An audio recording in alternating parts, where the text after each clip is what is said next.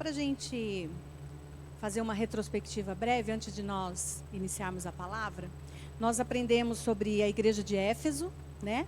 E eu gosto sempre de trazer um pouquinho a retrospectiva, como meus filhos sempre falam, né? Que eu fui professora de escola bíblica há muito tempo, então o professor sempre faz aquela retrospectiva, né? Para poder começar o assunto, para ninguém ficar perdido. Então, a igreja de Éfeso, né? Ela era uma igreja ativa, tinha boas obras, leal à mensagem de Cristo, né? Uma doutrina ortodoxa, paciente no sofrimento, mas abandonou o primeiro amor. E ela estava atuando como no automático, como se tivesse focado em resultados. E aí o Senhor vem e diz: lembre-se de onde você caiu. Que isso quer dizer o que para nós? Examine, perceba onde que está o erro, né? Arrependa-se, ou seja, muda a direção. Então Éfeso era rápida para avaliar o que era falso, mas ela não conseguia se autoavaliar. Então o Senhor, ele vem nos ensinando, a cada igreja que nós temos estudado, o que Ele quer que a gente seja transformado. Uma área da nossa vida que precisa ser olhada, que precisa ser examinada. E aí veio a igreja de Esmirna, que é a igreja que foi marcada pela aflição, pelo sofrimento. Lembram? Conheço sua pobreza e suas aflições, mas você é rico. Então a principal característica dessa igreja era o sofrimento, né? Há uma riqueza, como nós aprendemos na pregação do pastor Henrique, quando ele pregou sobre Esmirna, que há uma riqueza que vai muito além daquilo que é visível, né? Mas também a gente não pode absolutizar que ter muito ou ter pouco é um padrão para Deus, ou é uma forma de medir a igreja. Ele pode ser um dos fatores que pode medir, sim, se a igreja é bem sucedida ou não, mas não pode ser absoluto. Então, há uma alegria e uma paz que pode ser experimentada em meio à dor. Essa foi a mensagem, né, de Esmirna. Mas só é possível provar essa paz em meio à dor, essa alegria em meio ao sofrimento, se nós estivermos em Cristo Jesus. Amém? Se nós crermos nele. E aí nós vimos a igreja de Pérgamo, que era um cenário era um forte centro de paganismo, né? Vários templos pagãos, e eram feitos ali culto imperial também, tinha aquela adoração ao imperador, né? Nós vimos. Então havia muita pressão ali para que os cristãos negassem a Cristo, né? Mas a igreja de Pérgamo permaneceu fiel. Mas alguns ainda permitiram que ensinos equivocados entrassem na igreja. Então, essa igreja ela foi marcada dessa forma. Então, o Senhor, vocês percebem que o Senhor, ele vinha trazendo para cada igreja algo, talvez algo que era bom e algo que também precisava ser corrigido.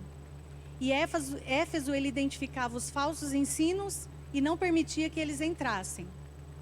Uma igreja ortodoxa, mas comprometida com a verdade, mas havia se esquecido do amor de Deus.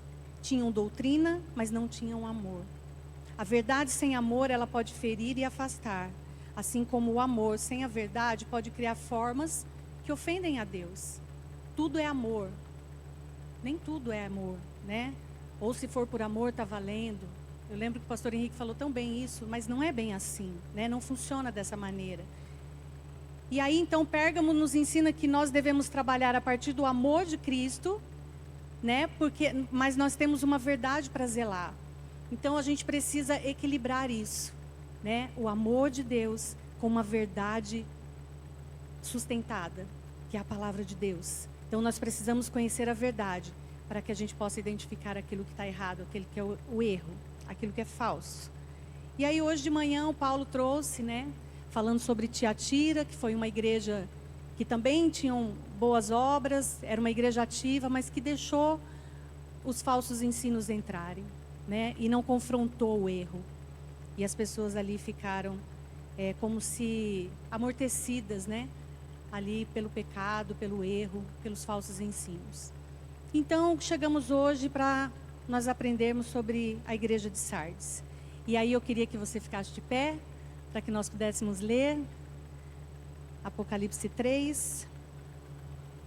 Mas antes da gente ler, eu queria que você fechasse seus olhos. Eu queria que, como uma boa psicóloga, Eu sempre falo para as pessoas, respira. A gente precisa respirar. A gente precisa prestar atenção na nossa respiração para acalmar, para deixar nossa mente tranquila, né? Então fecha seus olhos, respira. Deixa o Espírito Santo te conduzir nesse momento, no momento de silêncio, no momento de você prestando atenção na sua respiração, acalmando a sua mente. Às vezes chegamos aqui com tantas coisas, tentando pensar em tudo que precisamos fazer, mas que agora o Senhor leve a sua mente, sabe, com toda a atenção a Ele, aquilo que vai ser ministrado. Senhor, nós queremos clamar a Ti nessa noite, Pai. Que a nossa atenção esteja naquilo que será ministrado, que é a Tua palavra. Senhor, aquilo que o Senhor me ajudou a construir durante esses últimos dias. E que eu consiga, Deus, transferir e transmitir tudo aquilo que o Senhor se propõe, Senhor, nesta noite. Pai, que nossos corações sejam como terra boa, recebendo uma boa semente. E que essa palavra, Senhor, não volte vazia na nossa vida.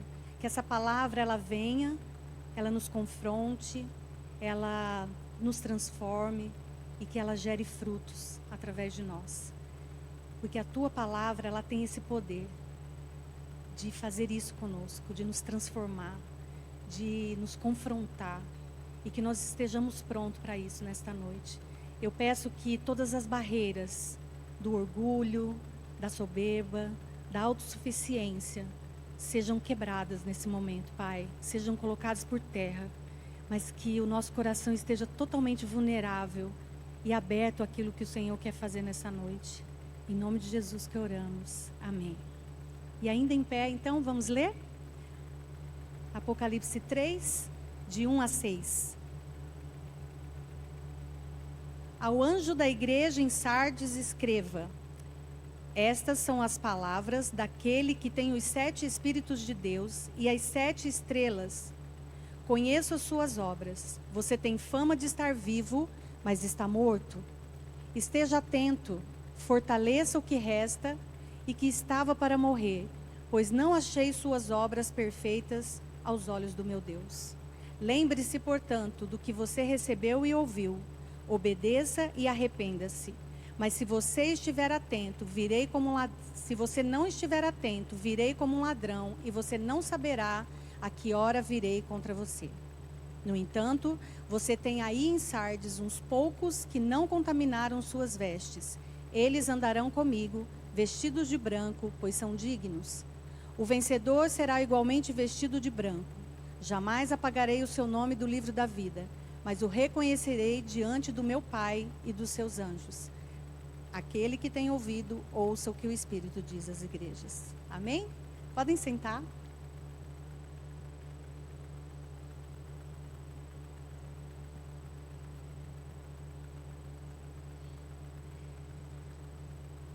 Só para vocês entenderem um pouquinho o contexto de Sardes, né? Sardes, ela foi capital da antiga província da Lídia. Era uma cidade extremamente importante. Ó, o marido me socorrendo que eu não consegui abrir. Glória a Deus. Era uma cidade extremamente importante. Ela ficava bem próxima da cidade de Éfeso, uns 80 quilômetros mais ou menos. E ali onde ela estava localizada era como se fosse um entroncamento, onde saíam várias estradas, né? Ali. Então ela se tornava ali um centro comercial. Também era um centro militar, porque ela se situava em um platô. Aí, o que acontece? Sardes estava no alto de uma montanha, de uma colina, muito íngreme, e lá em cima era um platô, era plano. Então a cidade foi construída lá em cima, né? Mais ou menos 500 metros acima das estradas. E dentro da cidade, né, as cidades antigas eram todas cercadas, muradas, né? Eram muralhas muito altas e robustas. Dentro da cidade de Sardes existia uma acrópole. A acrópole é como se fosse um local uma cidade dentro de uma outra cidade. Mas era como se fosse uma fortaleza. Um lugar onde, se tivesse guerras, era para lá que todo mundo corria. O rei, as autoridades, né? Ficavam todas neste lugar chamada Acrópole. Ela era a parte mais alta e mais fortificada da cidade. Eram como se fosse um forte mesmo, um lugar de refúgio ali dentro da cidade. E essa cidade de Sardes, por ela ter essa acrópole, ela era considerada uma cidade que jamais poderia ser invadida. Então, eles tinham essa autoconfiança de que jamais seriam invadidos. Tanto que a palavra que eles usam é essa, inexpugnável. Palavra difícil, né? Mas quer dizer exatamente isso, que jamais será invadida, que não tem como, pela segurança que ela tinha, né? E Sardes também, no pé desse morro onde ficava Sardes, tinha um rio, né? Eu não me lembro agora o nome, eu acabei não anotando, mas esse rio, ele tinha ouro, né? As areias ali vinham das rochas, as rochas iam se desmanchando, iam acumulando no rio, e tinha ouro. E olha que interessante, por isso Sardes foi considerada uma das cidades antigas mais ricas do mundo, porque as primeiras moedas foram cunhadas em Sardes. Então, as primeiras moedas de ouro foram cunhadas em Sardes, né? Então, era uma cidade rica, uma cidade segura, né? Que a população de Sardes vivia, os moradores de Sardes viviam ali seguros, sem problema de serem invadidos pelos seus inimigos, porque ninguém conseguia chegar lá em cima, né? Então, mas olha só, olha como Jesus usa, né, a palavra dele na linguagem que aquela cidade conseguiria entender. Jesus diz assim: se você não vigiar, eu virei como ladrão, e você não saberá a que hora virei contra você. Por que a igreja compreendia isso que Jesus estava falando? Pois no passado, por eles serem tão autoconfiantes, por eles estarem tão descansados ali por terem uma fortaleza, eles foram invadidos. E o rei Ciro, o persa, que nós conhecemos bem, o rei Ciro invadiu a cidade de Sardes. Ele ficou à espreita da cidade por 14 dias, esperando o momento certo. E aí, por um buraco na muralha, dessa acrópole, desse lugar seguro, eles conseguiram invadir. Então, o soldado dele entrou, conseguiu ir muito quietinho, abriu os portões da cidade e eles invadiram e ela foi tomada. E depois, anos depois, de novo, ela foi invadida por um outro rei, né? O rei Antíoco Epifânio. Ele também fez a mesma coisa. Então, essa cidade sabia do que o Senhor estava falando. Se você não vigiar, eu virei como ladrão, porque isso já tinha acontecido. E isso, né? Por causa da autoconfiança e da vigilância dos seus habitantes. Eles estavam tão autoconfiantes que não perceberam que estavam sendo invadidos. Então, a carta de Sardes é uma das cartas, irmãos, mais severas das 7. É uma chamada de Deus, assim, dura para esse povo, né? Porque a igreja estava ligada, assim como a história da cidade, numa glória do passado, a igreja também estava vivendo com a glória do passado. Porque ela estava vivendo por aparência. Ela não estava mais vivendo uma vida digna, uma vida verdadeira na presença do Senhor.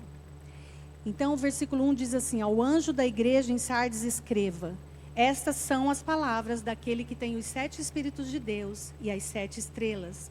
Conheço as suas obras, você tem fama de estar vivo, mas está morto.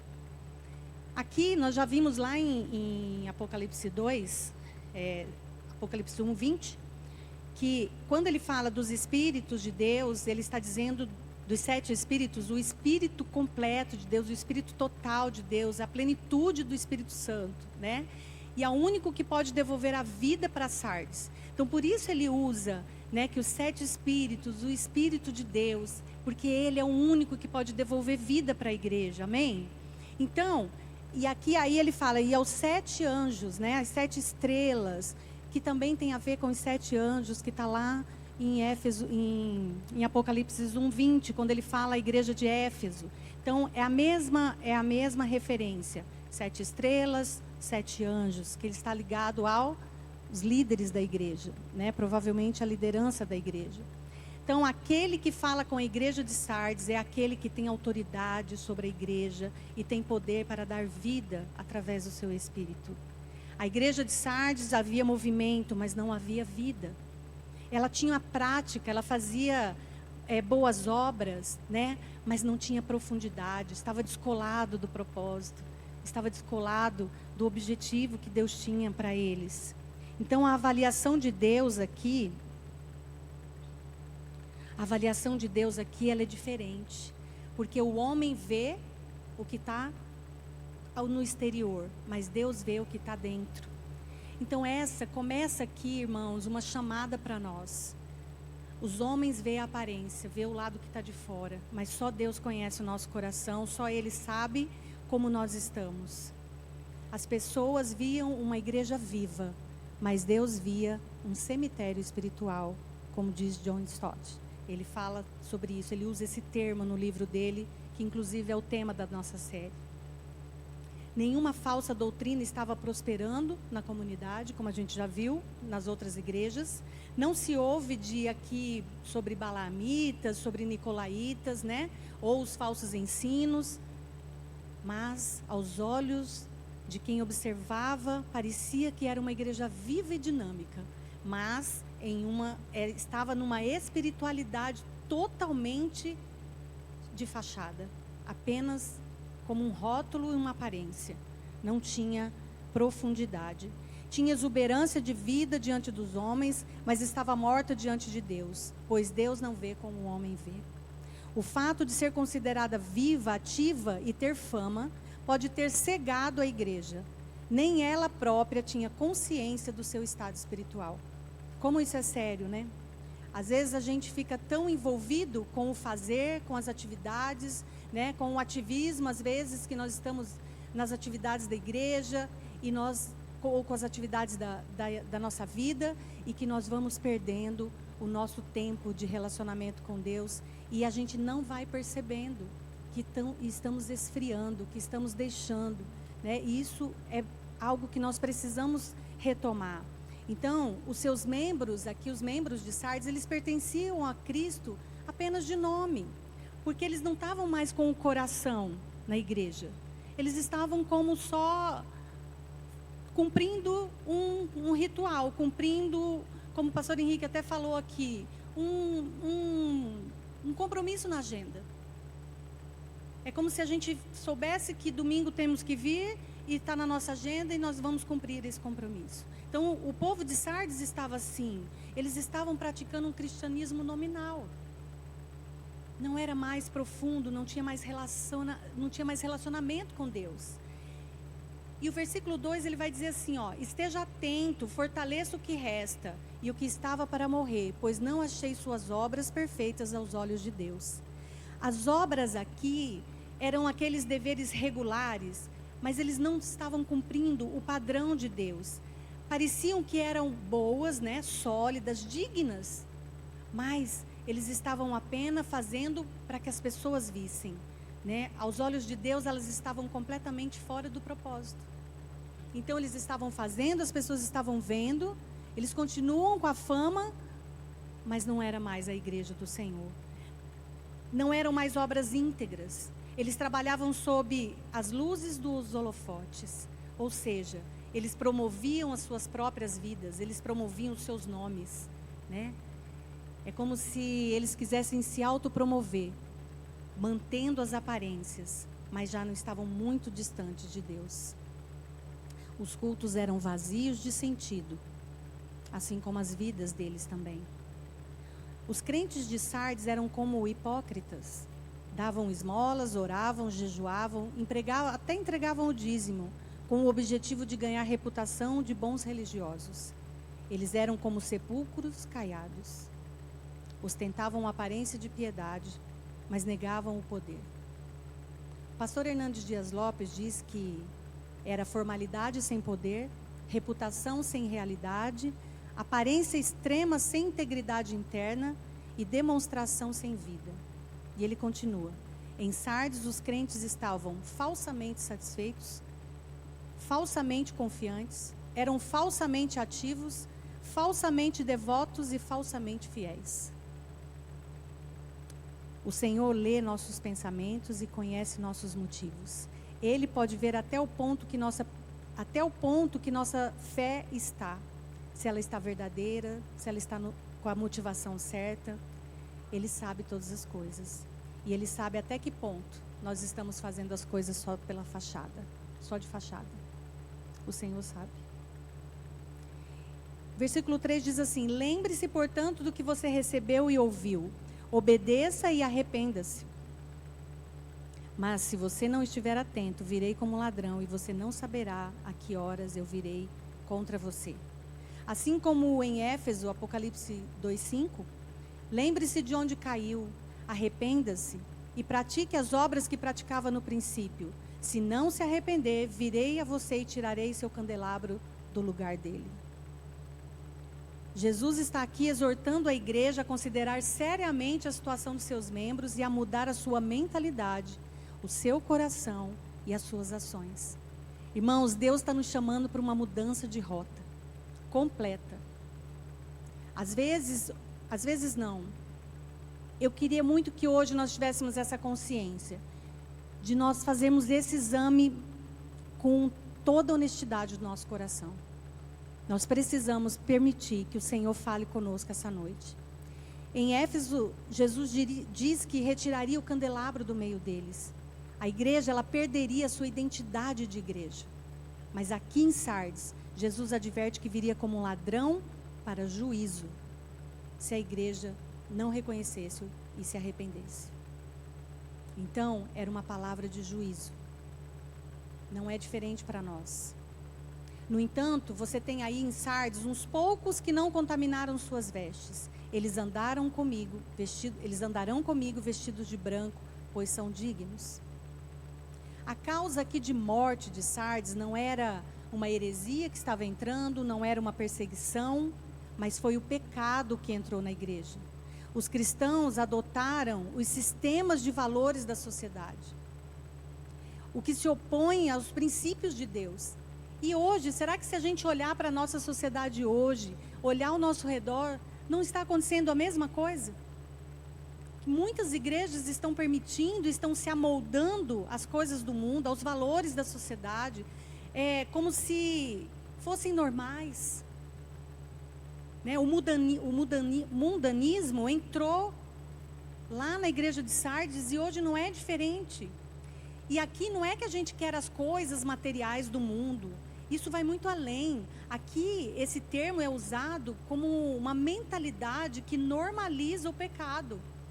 E torna, muitas vezes, a santidade, essa vida de santidade que a Bíblia nos traz, que Deus nos ordena viver, como algo que é obsoleto.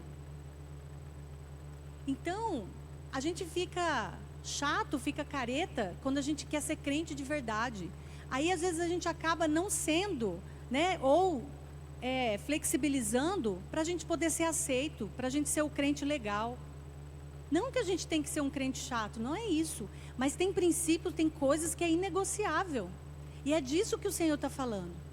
Por baixo aqui de uma aparência piedosa que tinha na igreja de Sardes, né, uma aparência de uma igreja respeitável, que eles eram conhecidos na região como uma igreja ativa, uma igreja, provavelmente uma igreja grande para os padrões da época, né? Mas havia uma impureza escondida no íntimo da vida dos cristãos de Sardes. Era algo que não era visível, mas o Espírito Santo de Deus, o nosso Jesus, tudo vê. Nada passa desapercebido aos olhos do Senhor. Por baixo dessa aparência, tinha uma vida de impureza escondida.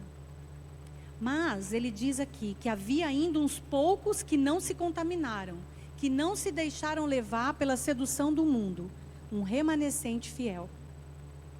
Oh, aleluia por isso. O conceito de remanescente, ele sempre esteve na história bíblica, né? Na narrativa bíblica. A gente vê isso em toda a história bíblica. Quando o Senhor viu a perversão do mundo, e aí mandou o dilúvio, aí ele cuidou da família de Noé, o remanescente ali, da família de Noé, né? E aquela família encontrou graça aos olhos de Deus, né? E foram poupados. Um remanescente ali, né? Quando o Senhor fez chover do céu fogo e enxofre sobre a cidade de Sodoma e Gomorra, quem ele livrou? Ló. Depois, mais tarde, lá com Isaías, né?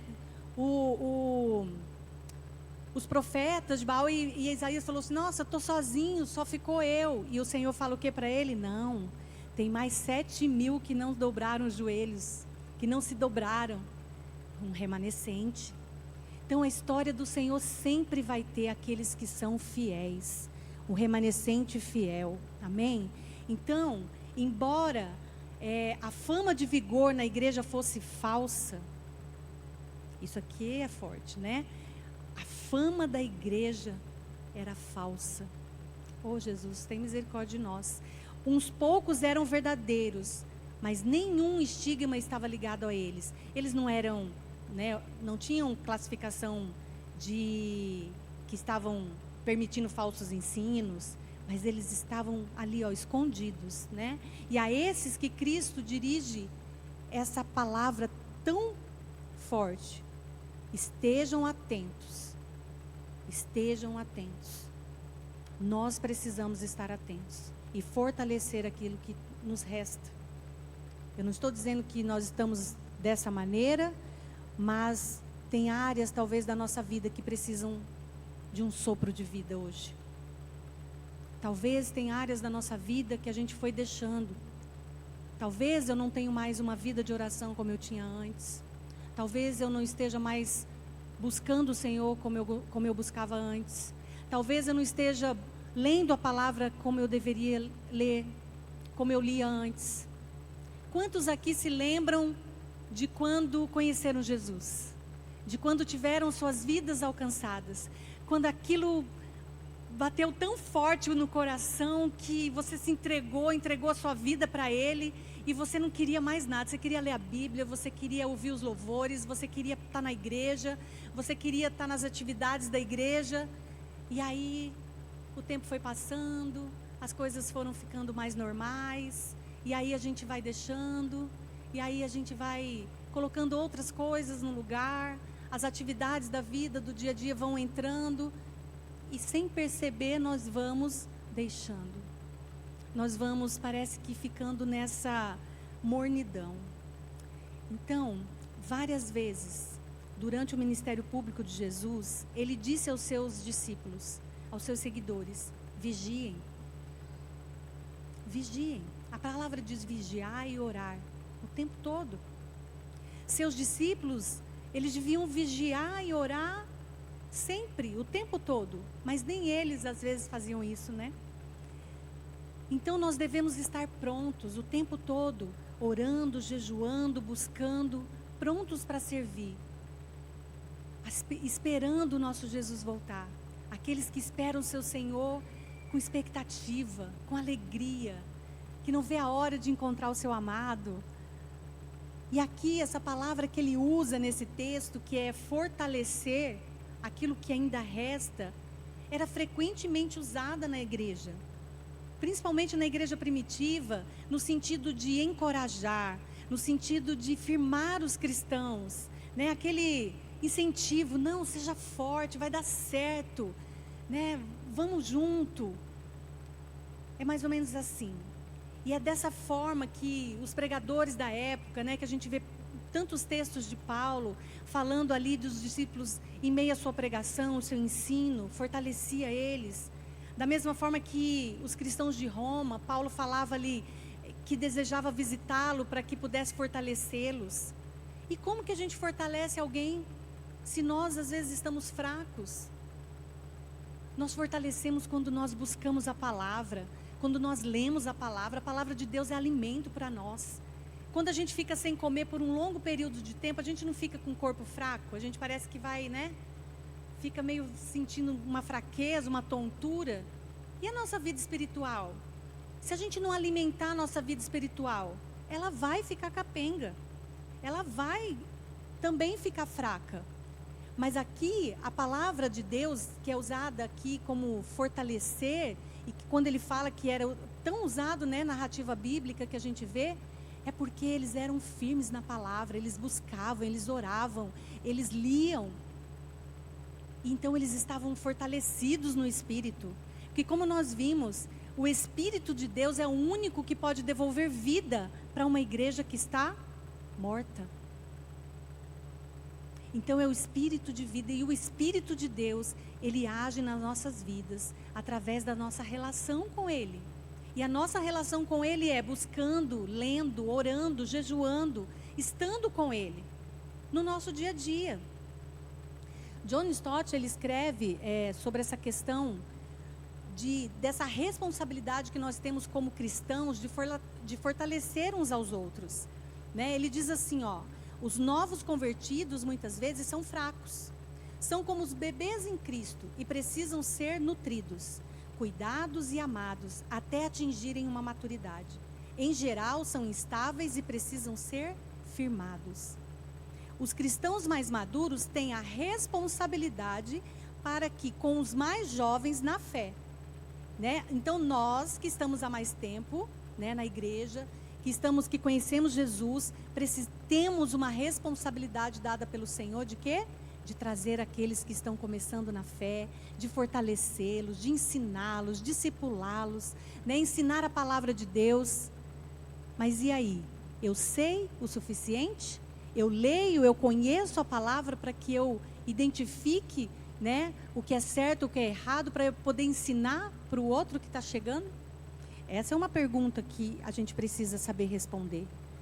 Então, os mais fortes não devem desprezar os mais fracos, mas encorajá-los e fortalecê-los por meio do exemplo, do ensino e da amizade, da comunhão. Então, o dever da igreja é esse. Esse é o nosso dever como igreja, dentro da igreja. Aqui, quem está participando do voluntariado apoio, ganhou um broche, né? Um botãozinho, que tem os nomes daqueles que estão desde o início da igreja, daqueles que chegaram depois, desde o centro, e daqueles que chegaram agora, né? Aqui nesse templo novo, nesse que nós estamos. E qual que é a ideia? É que esses que estão lá desde o início, que tem mais experiência, que conhece mais a igreja, possa o quê? Auxiliar aqueles que estão chegando, né? Trazer para perto, tirar as dúvidas, caminhar junto. É mais ou menos isso. Então, a nossa responsabilidade enquanto igreja é de fortalecer o outro, é de ensinar o outro, é de discipular o outro. Mas para isso eu preciso me nutrir, me alimentar, para que eu também possa dar para o outro. Então, Deus frequentemente trabalha por meio das minorias. É seu plano gracioso chamar do mundo e até mesmo das massas de cristãos nominais um remanescente fiel, comprometido para ser seu instrumento. Uma minoria viva e vigilante pode resgatar a maioria da morte. Um remanescente robusto pode fortalecer o que resta e que estava para morrer. Você pode dizer um amém? Você pode dizer, Senhor, eis-me aqui para ser esse remanescente, para ser esse instrumento do Senhor, de reavivamento, de fortalecimento da igreja, de falar do seu amor, Senhor. Será que a gente pode se colocar neste lugar hoje? De falar, Senhor, eis-me aqui, me encontre, Senhor, hoje, pronto para isso. Há aqui uma mensagem importante para aqueles que pertencem à igreja de Cristo. Às vezes, é chamado de uma igreja morta, né? Aqueles que são tentados, muitas vezes, a abandoná-la, buscar outro lugar. Mas é claro, irmãos, que nós aqui devemos cuidar daqueles que estão enfraquecidos. Aí entra uma coisa que é muito importante para nós como igreja. Às vezes, o Senhor vai permitir que a gente se depare com o erro do meu irmão, se depare com um pecado do meu irmão. Mas isso não é para que eu me diga, nossa, estou bem. Não, é para que eu chore com ele, para que eu resgate ele, para que eu fortaleça ele. Eu preciso ter esse olhar. Às vezes quando a gente é muito rápido em julgar, a gente é muito rápido em apontar, e somos lentos em perdoar, em trazer para perto, em ter compaixão. Então, que nessa noite você possa lembrar disso, que se o Senhor te permitiu saber de algo, ver alguém que não está bem, ver alguém que está aí capengando na fé, não está vindo na igreja, você percebeu que ele está indo para alguns ambientes que não condiz, vai atrás dele. Seja essa igreja forte, essa igreja que busca, essa igreja que traz para perto, essa igreja que discipula, que ensina, que fortalece o outro. Vamos ser essa minoria de cristãos atentos e responsáveis. E nós fazemos isso por meio da oração, do amor e do nosso testemunho. Nós podemos impedir a extinção de uma igreja que está morrendo quando nós permitimos que o Senhor reacenda essa chama em nós. Então nós precisamos estar atentos àquilo que o Senhor quer fazer. Aí tem uma outra ordenança que o Senhor traz aqui para a igreja de Sardes, que é: lembre-se, portanto, do que você recebeu e ouviu, obedeça e arrependa-se. O Senhor havia dito à igreja de Éfeso para lembra o que a gente falou aqui no começo? Ou considerar de onde ele havia caído. Lembre-se de onde você caiu. A igreja de Sardes também deveria lembrar. Ele estava dizendo: lembre-se. Lembra da onde que, quando você me conheceu, daquele amor verdadeiro, genuíno. Por que acabou? Por que está só de fachada? Por que hoje você tenta sustentar uma aparência que já não existe mais, de algo que já não existe mais, de algo que já morreu? Isso é tão visto nos nossos dias de hoje, não é? Nas redes sociais. Às vezes a gente posta coisas que a gente nem está vivendo, mas a gente posta para sustentar uma imagem que já não tem mais. E que não faz sentido nenhum. Não é verdadeiro, é falso. É falso. Então será, né, que hoje o Senhor está nos chamando para a gente fazer essa avaliação, né, dentro de nós, de lembrar mesmo, de olhar para dentro de nós e ver onde é que eu estou errando. E quando ele fala lembra, ele diz assim, que tudo, né, que nós podemos ter a capacidade de lembrar, e lembrar com profundidade, isso reaviva algo em nós. Quando a gente começa a lembrar, quem tem filhos, né, que já casaram, que hoje tem os netos, mas começa a relembrar lá de quando eram pequenos, de quando se reunia com a família, e essas lembranças vão trazendo algo bom para nós, né, vai alegrando o nosso coração. Então, lembrar com profundidade, né, a gente voltar nesse lugar onde nós encontramos o Senhor um dia. Lembrar de que Deus começou, né, o que Ele começou, a transformação que Ele estava fazendo na nossa vida e continua fazendo.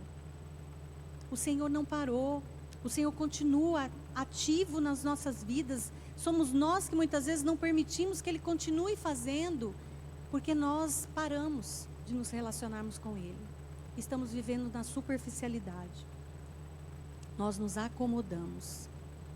Quando uma igreja perde essa capacidade de lembrar, de estar com o Senhor, ela vai esfriando, vai se acomodando. E quando ele fala do que eles receberam, né, John Stott também traz um texto, eu queria ler para vocês, que ele diz assim: mas devemos ser um pouco mais específicos. Lembre-se, portanto, do que você recebeu e ouviu. Obedeça e arrependa-se. Mas o que é que eles receberam e ouviram e que deveriam lembrar? Era simplesmente a palavra de Deus, o Evangelho? Penso que não. A sã doutrina, por si só, não pode resgatar uma igreja da morte. A própria ortodoxia, às vezes, pode também estar morta. Eles receberam mais do que o Evangelho. Eles receberam o Espírito Santo, o Espírito de vida.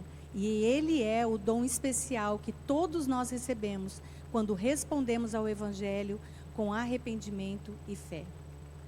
Então, quando ele diz aqui, arrependam-se e cada um de vocês seja batizado em nome de Jesus Cristo para perdão dos seus pecados. Quando Pedro clamou aqui em Pentecostes e acrescentou, e receberão o dom do Espírito Santo. E Paulo também sabia disso. Lá em Atos ele diz, se alguém não tem o Espírito de Cristo, não pertence a Cristo. Então, John Stott, ele traz aqui, ele amplia para nós essa nossa a visão. Então, o que recebemos? Recebemos o Espírito de Deus. Você pode dizer um amém? O Espírito de Deus habita em nós. Ele é o Espírito de vida. Então, se tem alguém que tem a capacidade de nos tirar de um lugar de mornidão, de um lugar de morte, de um lugar que está morrendo ali, e trazer vida, é o Espírito Santo. E por que então que muitas vezes nós nos sentimos assim? Porque nós deixamos o nosso relacionamento esfriar. Nós não estamos nutrindo essa relação com o Espírito Santo.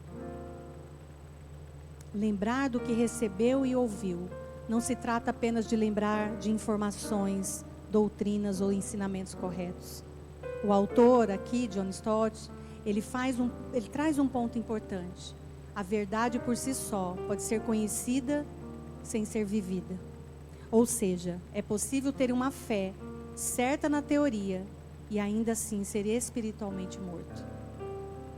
Então, eu queria que nesse momento, para a gente ir fechando, trazer algo que o Senhor falou comigo, sabe? Enquanto eu estava estudando. O problema de Sardes não era a falta de conhecimento. Eles conheciam. Eles tinham a palavra. Eles tinham a doutrina ortodoxa. Mas era a falta de vida espiritual e ausência de resposta ao Espírito. A exemplo do texto de Atos 2:38, nós entendemos que o Espírito Santo é dado a quem se arrepende e crê. E mais do que isso, ele é a evidência de que pertencemos a Cristo. Isso muda tudo. E muda também o foco aqui dessa exortação que o Senhor está fazendo, do arrepende-se. Não é apenas abandonar pecados visíveis, mas é voltar a uma relação viva com Deus. É um chamado para voltar.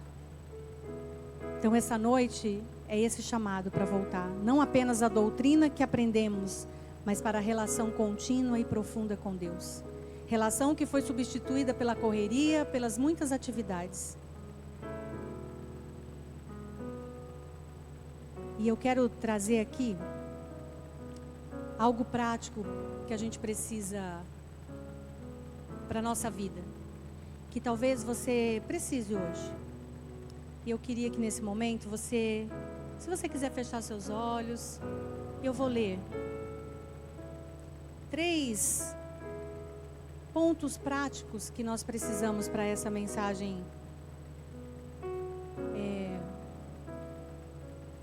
Porque no começo eu orei aqui, eu pedi, Senhor, que essa palavra traga transformação, mudança, que não seja algo somente da boca para fora, nem que a gente está recebendo um conhecimento, mas que essa palavra venha e gere em nós uma transformação. Então, eu queria te trazer 3 movimentos práticos que nós precisamos: lembrar, reconhecer e retornar. Então agora no seu lugar, lembre, volte ao início, traga memória.